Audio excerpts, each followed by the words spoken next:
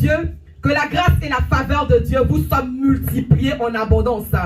Si véritablement tu es venu ici pour adorer le Seigneur, tu vas te tenir debout et tu vas pousser un grand cri de louange, un grand cri n'est-ce pas, de joie, un grand cri de célébration en acclamant le Seigneur au nom de Jésus-Christ de Nazareth. Est-ce que tu peux acclamer le Seigneur? Est-ce que tu peux louer Dieu? Est-ce que tu peux le célébrer? Alléluia. Dans tes acclamations. Amen, amen. Que Dieu vous bénisse. Je dis que Dieu vous bénisse. Que sa grâce vous soit multipliée en abondance. Dans le nom précieux de Jésus-Christ de Nazareth. Veuillez vous asseoir royalement dans la présence de Dieu. Merci Seigneur, parce que tu prends total contrôle de ce moment. Merci Saint-Esprit, parce que ta présence remplit, n'est-ce pas, ces lieux. Que je diminue et que toi tu croisses.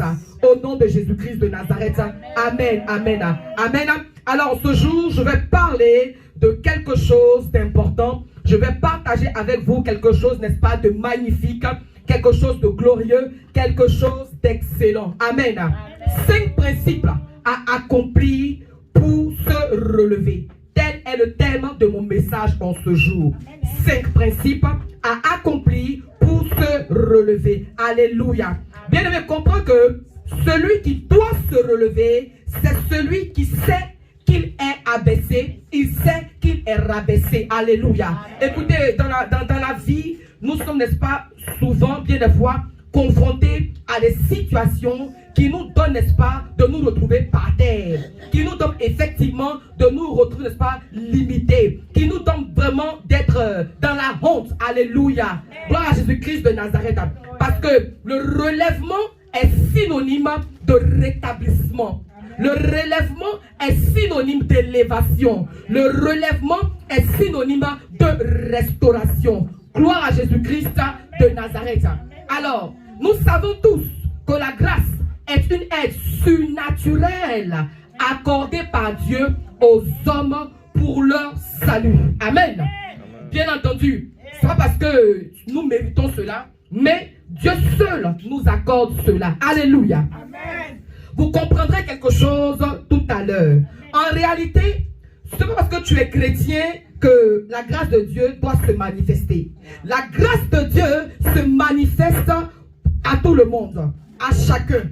On a vu la grâce de Dieu se manifester dans la vie de Corneille. La grâce de Dieu s'est manifestée dans la vie du geôlier. La grâce de Dieu s'est manifestée, n'est-ce pas, dans la vie de ce brigand à la croix. La grâce de Dieu se manifeste dans la vie de plusieurs personnes. La vie de ceux qui sont chrétiens, la grâce de Dieu se manifeste naturellement. Et pour ceux qui ne sont pas chrétiens d'ailleurs, la grâce de Dieu doit se manifester dans leur vie afin que, effectivement, ils viennent à Jésus-Christ de Nazareth.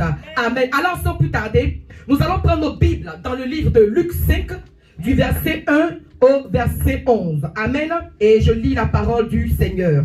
Amen. Comme Jésus se trouvait auprès du lac de Génézareth et que la foule se pressait autour de lui pour entendre la parole de Dieu, il vit au bord du lac 2 barques, d'où les pêcheurs étaient descendus pour laver leurs filets. Il monta dans l'une de ces barques qui était à Simon et il le pria de s'éloigner un peu de terre. Puis il s'assit et de la barque il enseignait la foule. Lorsqu'il eut cessé de parler, il dit à Simon: avance en pleine eau et jetez vos filets pour pêcher. Simon lui répondit: Maître, nous avons travaillé toute la nuit sans rien prendre, mais sur ta parole, je jeterai le filet. L'ayant jeté, il prit une grande quantité de poissons et leur filet se rompait. Ils firent signe à leurs compagnons qui étaient dans l'autre barque de venir les aider. Ils vinrent et il remplit les 2 barques au point qu'elles enfonçaient. Quand il vit cela, Simon-Pierre tomba aux genoux de Jésus et dit: Seigneur, retire-toi de moi parce que je suis un homme pécheur. Car l'épouvante l'avait saisi, lui et tous ceux qui étaient avec lui, à cause de la pêche qu'ils avaient faite. Il en était de même de Jacques et de Jean, fils de Zébédée, les associés de Simon. Alors Jésus dit à Simon: ne crains point, désormais tu seras pêcheur d'hommes. Et ayant ramené les barques à terre, ils laissèrent tout et le suivirent. Je pensais qu'on allait acclamer la parole du Seigneur. Alors ici, on nous parle essentiellement d'un événement. Un événement majeur. Un événement grandiose. Un événement vraiment puissant. Amen. Je prie que un événement puissant se passe dans ta vie.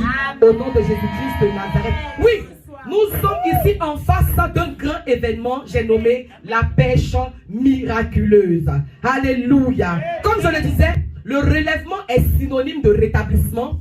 Le relèvement est synonyme de restauration. Le relèvement est synonyme de réactualisation. Le relèvement est synonyme de réconfiguration. Le relèvement est synonyme de guérison. Amen. La Bible dit que ce jour, Pierre et ses collègues pêcheurs sont revenus bredouilles de la pêche. Et dans un état de découragement, dans un état d'abattement, ils étaient dans la confusion totale. Ils étaient, n'est-ce pas, dans un choc émotionnel. Pourquoi? Parce que ce sont des personnes qui étaient habituées à la pêche. Alléluia. Depuis leur naissance, ils étaient habitués à la pêche. D'ailleurs, leurs parents même étaient pêcheurs. Donc certainement que, en tant que parents pêcheurs, les parents-ci ont transféré, n'est-ce pas, toute cette connaissance-là, amen, à leurs enfants. Gloire à Jésus-Christ. Pierre avait autour de 30 ans. Et depuis son enfance, il pratiquait la pêche avec ses amis. Et pour la première fois, amen, ils reviennent bredouilles. Amen. Certainement que c'est la toute première fois qu'une telle situation leur arrive. Il y a toujours une première fois où une situation arrive. Et elle peut déclencher une autre fois. Ce jour, si une situation s'est déclenchée dans ta vie, je déclare qu'elle ne déclenche pas d'autres situations dans ta vie au nom de Jésus-Christ de Nazareth. Parce que quand Jésus est là, Jésus n'a pas permis qu'une autre situation se déclenche. Alléluia. Il y a des situations qui déclenchent le découragement. Il y a des situations qui déclenchent, n'est-ce pas, l'abattement. Il y a des situations qui déclenchent la honte. La honte d'avoir échoué, alléluia, dans une relation amoureuse peut déclencher, n'est-ce pas, la déception. La honte, amen, d'avoir, oui, échoué dans une relation amoureuse peut même déclencher des maladies comme la dépression. Amen, amen. Une maladie peut arrêter une destinée et créer le découragement. Alléluia. Gloire à Dieu. Tu as été licencié certainement injustement. Tu dois être relevé par la grâce. Bien aimé, imaginez Pierre et ses amis qui sont revenus bredouilles. Je dis bien bredouilles. Alléluia. Ça veut dire sans rien. Ils ont honte parce qu'ils étaient les héros du village. Dans le quartier, Pierre, tu ne peux pas. Quand Pierre va à la pêche, quand il revient, le village est soulevé. Parce que le héros, il revient avec des poissons. Mais ce jour-là, Pierre et ses amis reviennent bredouilles. Quelle honte. Amen. Ils étaient frustrés. Ils étaient offusqués. Quel traumatisme. Alléluia. Eux, les dangereux, regarde, depuis leur naissance, depuis les temps d'enfance, pêche n'a pas, n'est-ce pas, de secret pour eux. Mais ce jour-là, amen, Yadra. Yadra s'est gâté. Ils sont revenus bredouilles. Ce jour-là, n'est-ce pas, rien ne s'est passé. Il n'y avait pas de mouvement. Alléluia. Oh, certainement que, n'est-ce pas, tu es un héros dans ta famille. Tu allais passer un examen. Tu es brillant. Tu es intelligent. On sait que là où tu es parti, quand tu vas revenir, n'est-ce pas, avec un résultat excellent. Mais où tu es parti, tu es revenu, n'est-ce pas, bredouille. Tu es revenu, n'est-ce pas, sans rien. Tu es revenu, oh alléluia, sans résultat. Amen, amen. Gloire à Jésus-Christ de Nazareth. Oui, il y a des situations qui font que même on a honte et on ne sort même pas de nos maisons à cause de l'échec. Gloire à Jésus-Christ, à cause du regard des autres. Regardez comment le diable peut mettre la honte sur nous. Regardez comment l'échec peut mettre la honte sur nous. Regardez comment la maladie peut mettre la honte sur nous. Tout à coup, soudain, brusquement, la maladie, n'est-ce pas, t'avilise. C'est-à-dire que la maladie te déshonore. Toi, le bel homme du quartier. Toi, la belle femme du quartier. Alléluia. La maladie fait que vraiment, tu es comme un légume. Tu ne peux plus rien faire. Amen. Et cela, n'est-ce pas, crée la honte en toi. On peut t'accuser même d'une faute que tu n'as pas commis. Et tu peux te retrouver en prison. Et cela donne la honte. Alléluia. Quelqu'un dit la honte. La honte. Alléluia. Mais ce jour, je vais te donner, n'est-ce pas, 5 clés. 5 clés, amen, pour te relever si tu es dans cette phase. Dis amen. Alléluia. Je suis venu te donner 5 principes, n'est-ce pas, à appliquer pour déclencher ton relèvement. Amen. Quand Jésus a rencontré Pierre, alléluia, et ses amis, Jésus n'est pas venu avant la pêche, mais il est venu juste après l'échec. Il est venu juste après la honte. Il est venu juste, n'est-ce pas, quand ils ont perdu. Jésus vient dans notre vie toujours au moment où nous sommes dans l'abattement. Jésus vient dans notre vie toujours au moment où nous sommes dans l'affliction. Jésus vient dans notre vie toujours au moment où nous pensons qu'on ne peut plus rien faire. On se souvient du cas, n'est-ce pas, de Lazare. Jésus-Christ apparaît, il dit, où l'avez-vous mis? Petite question, moi maintenant les bavardages, ça parle ici, ça parle ici. Où l'avez-vous mis? Amen. Jésus n'est pas venu lorsque Lazare était malade. Parce que oh, Jésus quoi? Est-ce qu'on peut acclamer pour Jésus? Est-ce que tu peux bien acclamer pour Jésus? Jésus ne vient pas avant. Jésus vient juste après. Quand tu penses que c'est gâté, quand tu penses oh, alléluia, que plus rien de bon ne peut encore se passer, laisse-moi te dire qui est Jésus. Il est l'alpha et puis il est l'oméga. Est-ce qu'on se communique? Un jour, les gars ont organisé un mariage. C'est pas anniversaire, c'est pas baptême, je te parle d'un mariage. Quand t'es pas prêt, tu commences pas. Les gars se sont apprêtés selon eux. Les gars ont fait cotisation de famille. Tout l'argent, ils ont réuni. Ils ont pas apprêté la nourriture, j'imagine, les vrais repas. Ils ont apprêté la boisson à le... À un moment de ça, c'est gâté sur eux. La Bible précise que le vin est fini. Aïe, le vin a fini. Ça a fini parce que Dieu doit se glorifier. Est-ce qu'on peut acclamer pour Dieu? Oui. Le vin est fini. Voyez le vieux pour Jésus quoi. Il dit, voyez Jésus, il vient maintenant sur la scène. Il dit, mais c'est comme ici. On lui explique la scène, ça c'est rien. Les vases là, remplissez ça d'eau. On va remplir les vases d'eau. Oh, la différence, la qualité de ce vin. Je prie pour toi, hein, que Dieu n'est pas te communique une qualité de vie au nom de Jésus-Christ de Nazareth. Amen. Yes. Jésus vient dans notre vie toujours au moment où nous pensons que c'est gâté. Parce que ce qui marque la différence, ce n'est pas ton camarade. Voilà. C'est pas ton petit ami du quartier. C'est pas ton camarade. Alléluia. Gloire à Dieu. Rien n'allait dans la vie de Pierre et ses amis. Ils ne comprenaient même pas ce qui se passait. Les gars étaient déphasés. Alléluia. Ce qui se passait, n'est-ce pas, les dépassait. Ils ne savaient pas ce qui se passait. Alléluia. Ils étaient dans une confusion qui ne dit pas son nom. Alléluia. Jésus vient toujours dans notre vie quand nous sommes dans une confusion. Quand nous ne comprenons rien, d'ailleurs, il a la solution. Jésus est la réponse au monde d'aujourd'hui. Il est le chemin, la vérité et la vie. Oh, Jésus est la réponse au monde d'aujourd'hui. Hors de lui, pas de réponse. Il est le chemin. Pierre et ses amis ont péché. Et ces péchés ont péché toute la nuit. Les gars ont péché. Mais ils n'ont rien récupéré. Alléluia. Alors, quand Jésus est arrivé au lac, après avoir vu Pierre et ses amis dans cette confusion, quand Jésus-Christ, n'est-ce pas, est arrivé au lac, après avoir vu Pierre et ses amis dans cette honte, dans ce traumatisme, alléluia, quand ils étaient vraiment dépassés de chez dépassés, ils étaient choqués de ce qui se passe. Madame, c'est la même eau là, c'est le même lac là. Les poissons, ils ne nous ont pas respectés aujourd'hui. Les gars réfléchissent, ils comprennent, ils analysent. Mais qu'est-ce qui s'est passé? Est-ce que c'est une affaire de météo? Les gars comprennent rien. Ils n'ont pas de réponse à ce qui se passe. Amen. Ils sont choqués, ils sont traumatisés. Alléluia. C'est comme si, n'est-ce pas, on leur a jeté sort. Mais ils ne comprennent pas. Alors c'est dans cette atmosphère que Jésus-Christ apparaît. Jésus-Christ les a observés, amen, et puis il apparaît sur la scène. Il ne dit aucun mot et s'assit dans l'une des barques qui était là, qui appartenait à Pierre. Tu le verras cela, n'est-ce pas, dans le livre de Luc 5, verset 3. Je suis même sur le point de te révéler les 5 principes, n'est-ce pas, à pratiquer pour te relever.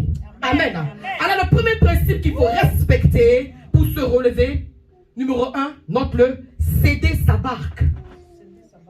Céder sa barque. Alléluia. Amen. Si Jésus s'est assis dans la barque de Pierre, c'est parce que Pierre l'a laissé faire. Alléluia. Amen. La barque est un moyen de transport qui est conduit par des hommes pour aller d'un point A à un point B.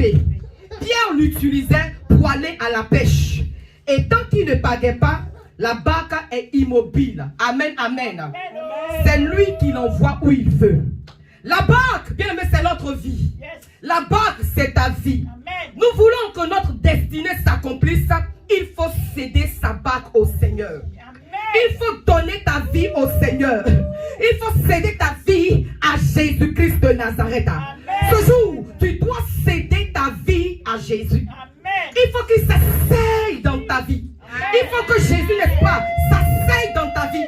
Il faut que Jésus parle dans ta vie afin de te conduire, afin de t'orienter. Cède ta vie à Jésus. Donne ta vie à Jésus. La Bible dit que Pierre a cédé sa barque. Pierre a donné sa vie au Seigneur. Amen. Ceci était le premier point. Le premier principe à respecter, le premier principe à pratiquer pour voir sa vie se relever. Amen. Nous passons maintenant, n'est-ce pas, au deuxième principe à faire. S'éloigner de terre. Vous allez lire 1 Jean 2, verset 16. Romains 12, verset 2. 1 Corinthiens 3, verset 3. Romains 8, verset 5. Galates 5, verset 13. 2 Timothée 3, verset 2 à 7. Romains 8, verset 6 à 7. Gloire à Dieu. S'éloigner de terre, cela signifie quitter les choses de ce monde. Quitter les choses de ce monde. Quitter le charnel. Il faut s'attacher aux choses spirituelles. Amen. Il faut s'attacher, n'est-ce pas, au Seigneur. Si Pierre a échoué, c'est parce qu'il marchait selon la chair et il travaillait la nuit. Amen. La nuit appartient aux ténèbres. Gloire à Dieu. Christ est la lumière du monde. Amen. Et lui-même, il dit dans le livre de Jean 11 que celui qui a la lumière en lui, même quand il marche la nuit, il ne bronche pas parce que la lumière est en lui. Alléluia. Amen. Pierre n'avait pas la lumière en lui et il allait pêcher la nuit. C'est pour cela qu'il a échoué. Amen. Amen. Pierre marchait dans la chair. Il parlait, n'est-ce pas, dans la chair. Il réfléchissait dans la chair. Tout ce que Pierre faisait était charnel. Gloire à Dieu. Mais écoute-moi. Il faut que tu arrêtes de marcher dans la chair. Amen. Il faut que tu arrêtes de penser dans la chair. Il faut que tu arrêtes, n'est-ce pas, de faire les choses dans la chair. Commence à aspirer aux choses de l'esprit. Tant que tu marcheras dans la chair pour faire une entreprise, tu échoueras. Amen. Tant que tu feras les choses selon ton cœur et non pas, n'est-ce pas, selon le bon vouloir du Seigneur, tu échoueras. Amen. Alléluia. Amen. Gloire à Dieu. Ça parce que tes amis, n'est-ce pas, font ceci ou cela, n'est-ce pas, que tu vas aussi, n'est-ce pas, le suivre. Parce que la Bible dit que ce qui n'est pas conviction est péché. Alléluia. Amen. Il faut que tu reçoives instruction de Dieu avant de poser des actions. Amen. Amen. Ne te laisse point distraire. Amen. Alors, Pierre et ses amis ont échoué parce qu'ils ne s'étaient pas éloignés de la terre. Amen. C'est pour cela que Jésus a dit, éloigne-toi un peu de terre. Éloigne-toi des choses du monde. Éloigne-toi des plaisirs de ce monde. Éloigne-toi des choses qui vont t'empêcher d'aller de l'avant. Ne marche pas dans la chair. Ne fais pas comme les autres. Alors Pierre croyait en ses capacités. Pierre croyait en ses forces personnelles. Pierre croyait en ses connaissances propres. Il y a plusieurs personnes qui s'en foutent du Seigneur. Plusieurs personnes s'en foutent du Seigneur. Alléluia. Elles croient en leur intelligence. Elles croient en leur capacité. Elles croient en leur connaissance. Elles croient, n'est-ce pas, en leur pouvoir. Alléluia. Dis à ton ami, éloigne-toi de terre. Éloigne-toi de terre. Éloigne-toi de terre. Éloigne-toi de terre. Le troisième principe, écoutez les enseignements. Écoutez les enseignements. Proverbe 1, verset 8. Écoute, mon fils, l'instruction de ton père et ne rejette pas l'enseignement de ta mère. Amen. Écoutez les enseignements. Écouter la parole de Dieu peut transformer nos relations. Amen. La foi vient de ce qu'on entend et ce qu'on entend vient de la parole de Dieu. Pierre a écouté le Seigneur l'enseigner. Pierre a écouté le Seigneur l'enseigner. Pierre a tellement écouté les enseignements de Jésus que lui-même il a dit, éloigne-toi de moi, je ne suis qu'un pécheur. Amen. Amen. Parce que la parole qui a été prêchée était tellement puissante. Yes. Bien aimé, quand vous venez à l'église, c'est pour écouter les enseignements. Yes. Amen. Quand vous venez à l'église, n'est-ce pas, c'est pour venir écouter la parole de Dieu. Amen. Qui va, n'est-ce pas, vous conduire dans votre destinée prophétique. Écoutez les enseignements. Amen. Quatrième principe, obéis aux principes divins. Obéis aux principes divins. Tous ceux qui ont obéi à Dieu ont vu sa manifestation dans leur vie. Amen. Tous ceux qui ont obéi à Dieu ont vu sa manifestation dans leur vie. 1 Samuel 15, verset 22 nous dit, l'obéissance vaut mieux que les sacrifices. L'obéissance est un acte de foi qui incite le chrétien à rechercher la volonté de Dieu dans les événements et défis de sa vie. Quand Jésus a dit à Pierre, avance en eau profonde et jetez vos filets, Pierre a obéi à cette parole. Amen. Pierre a obéi à la prophétie et on a vu, n'est-ce pas, la suite. Alléluia. Gloire à Dieu. Mais obéis, n'est-ce pas, aux principes divins, t'ouvrira, n'est-ce pas, de grandes portes. Obéis aux principes divins, t'introduira dans ta destinée glorieuse. Obéis aux principes divins, te donnera de voir des résultats excellents dans ta vie, dans le nom de Jésus. Amen. Amen. Le cinquième principe, amen, mettre sa foi en mouvement. Mettre sa foi en mouvement. Alléluia. Amen. Et Pierre lui-même, il dit, sur ta parole, je jette mon filet. Amen, amen. C'est sur la parole du Seigneur que tu jettes ton filet. Gloire à Dieu. Amen. Et le filet était rempli de plusieurs poissons. Amen. Je crois pour ma part que ce jour-là, pendant cette pêche miraculeuse, les poissons même que Pierre et ses amis n'avaient jamais vu de toute leur vie, parce qu'il s'agit d'un miracle divin. Alors je suis sûr que les poissons de ce jour-là étaient différents des poissons d'hier. Amen. Quand, n'est-ce pas, tu mets ta foi en mouvement, alléluia, tu vois des choses différentes. Alléluia. Amen. Alors bien, mais écoute-moi en ce jour. Écoute-moi très bien. Les 5 principes que je viens, n'est-ce pas, de vous donner, ce sont ces principes-là que vous devez suivre pour qu'effectivement votre vie puisse se relever. Comme je l'ai dit d'entrée de jeu, une vie qui doit être relevée est une vie effectivement qui a subi le coup de la honte. Une vie qui doit se relever est une vie qui est abaissée, qui est méprisée, qui est vraiment à terre. Une vie qui doit se relever, c'est une vie effectivement qui est dans la honte. Amen. Et cela me fait penser, n'est-ce pas, à la vie de Anne. L'exemple de Anne, n'est-ce pas, quand je regarde, c'est un exemple vraiment excellent. Je vois que vraiment ces 5 principes-là ont été effectivement appliqués dans la vie de Anne. Anne était mariée, n'est-ce pas, avec son époux Elkanah. Amen. Et la Bible dit qu'à un moment donné, vraiment, après un long moment de vie commune, après un long moment vraiment de fourie et toutes ces choses-là, il n'y a pas d'enfant, n'est-ce pas, qui se présentait, n'est-ce pas, à l'horizon. Mais Elkanah vraiment essayait tant bien que mal d'encourager, de fortifier Anne pour lui dire, écoute, t'en fais pas, même si t'as pas d'enfant, moi je t'aime comme ça. Bon, attends, Anne, bon, ça dit que comme on dit, hein, on peut parler, mais c'est dans les actions qu'on voit la vérité. Toi, tu dis que vraiment, il n'y a pas d'enfant, ça ne fait rien. Bon, Pénina que j'allais prendre, c'est pourquoi? Elle n'a pas accepté ça, hein, parce que si elle ne faisait pas attention pour se relever, qui sait si demain on allait la chasser du foyer? Aïe, dis non, c'est pas grave, on peut rester comme ça. Bon, c'est pas grave, on va rester comme ça. Pourquoi tu vas prendre Pénina pour faire enfant? Pénina a commencé à remplir la maison. Elle dit, si je ne prends pas ma vie en main, là, quelque chose peut se passer. Ah, n'est-ce pas, à chercher à pratiquer de tels principes pour que sa vie puisse se relever. Amen, amen. Anne vraiment est rentrée, la Bible nous dit qu'elle est rentrée dans le temple. Elle a répandu son âme devant le Seigneur. Ce jour-là, Anne vraiment a tout vécu. Elle a donné sa vie vraiment au Seigneur ce jour-là. Elle a vécu la repentance. Elle a pleuré amèrement vraiment tout ce qu'elle a pu faire qui ne glorifie pas Dieu. Parce que c'est vrai qu'elle se disait que, ah vraiment, Seigneur, il faut que tu me jettes dans ce foyer-là. Parce que regarde ce qui se passe avec Pénina. Elle me mortifie.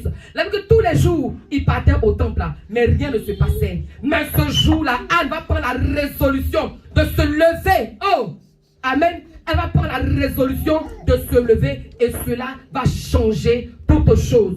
Amen, amen. Anne, n'est-ce pas? Oui, elle a donné sa vie à Jésus. Elle a cédé sa vente. Elle a cédé sa vie avec beaucoup d'humilité. Par la suite, Anne aussi vraiment s'est éloignée de terre. Toujours les gars partaient ensemble. La foule partait ensemble pour aller, je ne sais pas quoi, adorer Dieu. Mais ce jour-là, elle s'est détachée de la foule.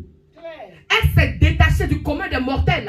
Elle s'est détachée des choses de la chair. Elle s'est détachée de beaucoup de choses. Et elle est rentrée dans la présence de son Dieu. Alors, étant dans la présence de son Dieu, amen, qu'est-ce que Anne va faire? Elle va prier. Elle a commencé à se ressasser sur tous les enseignements qu'elle avait reçus. Vraiment, elle a commencé à méditer la parole de Dieu. Et ensuite, elle a obéi aussi aux principes divins. Anne a fait un vœu à Dieu. Elle a fait un vœu à l'Éternel. Elle dit, ah vraiment Dieu, si tu me donnes cet enfant-là, je te le redonnerai. Alléluia. Amen. Et c'est ce qu'elle a fait effectivement. L'enfant est arrivé. Anne a donné, n'est-ce pas, cet enfant-là à Dieu. Anne vraiment a manifesté toute sa foi. Elle a vraiment cru que le Seigneur pouvait faire quelque chose dans sa vie. Anne a vraiment cru que le Seigneur pouvait changer, n'est-ce pas, sa situation. Et on a vu, n'est-ce pas, le résultat. Amen, amen. Oui, les 5 principes pour que tu puisses te relever. Amen. C'est ce que je viens de te communiquer en ce jour. Alors si tu suis, n'est-ce pas, ces 5 principes, assurément ta vie se relèvera. Si tu suis ces 5 principes, amen, ta vie se relèvera. Amen. Ta vie connaîtra, n'est-ce pas, le bonheur. Ta vie connaîtra l'ascension. Ta vie, oh vraiment, connaîtra le bonheur. Pierre et ses amis ont vu la manifestation de la grâce de Dieu. Amen, amen. Amen. Ils n'étaient pas convertis.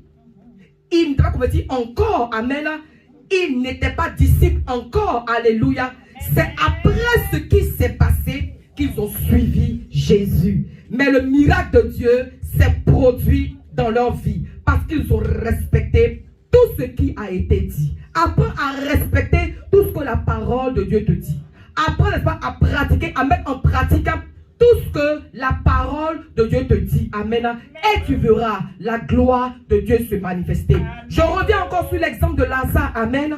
Si Marie et sa famille n'avaient pas respecté Anne, Marie oui, et sa famille n'avaient pas respecté ce que Jésus-Christ avait dit, c'est pas sûr que Lazare allait vraiment revenir à la vie. Jésus a donné instruction, ôtez la pierre. Ôtez la pierre, amen. Donc la résurrection de Lazare passait, n'est-ce pas, par le fait qu'on retire la pierre. Bien aimé dans le Seigneur, en tant que disciple du Seigneur, tu as besoin, n'est-ce pas, d'écouter la parole de Dieu. Tu as besoin de recevoir la parole de Dieu et de pratiquer dans tout le respect la parole de Dieu. Ce faisant, tu vivras une vie heureuse. Tu vivras, n'est-ce pas, une vie bénie. Tu vivras, n'est-ce pas, une vie magnifique. Tu vivras une vie excellente. Alléluia. Je prie pour toi que alors que nous sommes en train de rentrer dans un nouveau mois, le mois de mars, amen, reçois ce message-là, amen, comme une transition. Reçois ce message-là qui vient pour t'aider à te relever. Parce que bien des fois, ce n'est pas facile. Nous sommes confrontés à beaucoup de difficultés. Nous sommes confrontés effectivement à beaucoup de défis qui vraiment nous paralysent.